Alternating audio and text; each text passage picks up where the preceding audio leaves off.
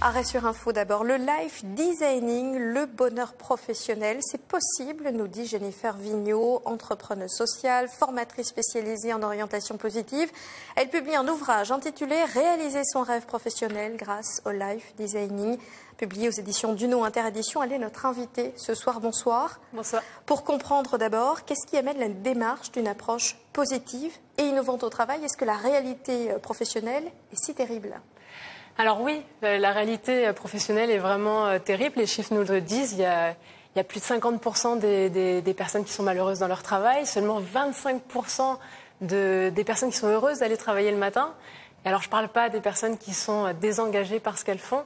Donc oui, le constat est triste. Il y a beaucoup de jeunes aussi qui ne savent pas quoi faire. On parlait là des bacs, justement. Et il y en a beaucoup qui font leur bac et après qui se disent « mais ok, mais maintenant je fais quoi dans ma vie en fait ?»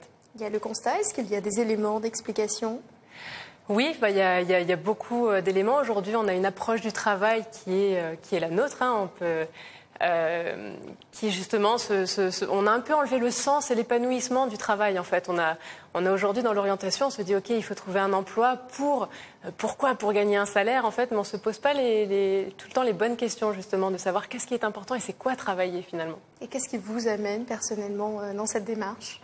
Alors moi, c'est une démarche qui m'a touchée dans mes racines personnelles, dans mon histoire personnelle, parce qu'autour de moi, il y avait des gens qui étaient malheureux dans leur travail, ma mère en premier, et qui me disait « je ferai un jour ce que j'aime, mais à la retraite ».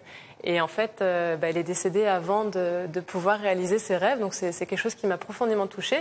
Et je me suis rendu compte que oui, il fallait tout de suite le faire, en fait, que demain, ça pouvait être jamais, et qu'il fallait réaliser ce qu'on aimait et ce qu'on était profondément quand on pouvait le faire. Alors, en quoi consiste précisément cette démarche? Est-ce qu'il y a des outils, des clés, des résultats qui sont garantis? Alors, tout à fait. Sur le life designing, en fait, il faut savoir déjà qu'on a mis en place une étude avec un chercheur associé au CNAM de Paris. Et donc, on mesure toute l'étude, toute la méthode que j'ai développée.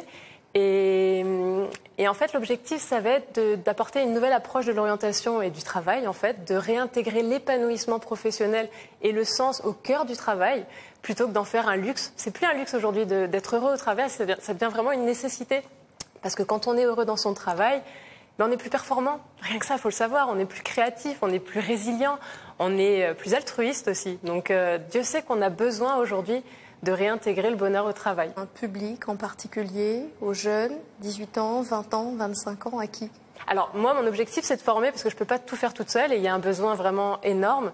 Donc mon objectif, c'est de former les acteurs de demain, de l'orientation et du bien-être professionnel. Donc je forme les professionnels qui, eux, accompagnent les jeunes, justement en question d'orientation, les professeurs principaux, par exemple, qui se posent ces questions, ou les psychologues du travail, les conseillers d'orientation, ou aussi toutes les entreprises qui sont soucieuses du bien-être de leurs salariés. Donc moi, le but, c'est de former ces acteurs-là pour qu'ensuite ils diffusent ça au sein de leurs entreprises et auprès des jeunes. Un mot de cette conférence que vous animerez mercredi. Vous ne serez pas seul, vous serez accompagné de Fred Théis, illustrateur et auteur de BD. Quel sera son rôle précisément ? Alors, ce qui est magique, justement, c'est que c'est une rencontre de sens. J'adore son univers, en fait. Il a un univers de Zazou, avec ses Zazou. Et justement, le sens est au cœur de son travail. Il arrive à dire et transmettre des messages à travers ses dessins, donc sans mots.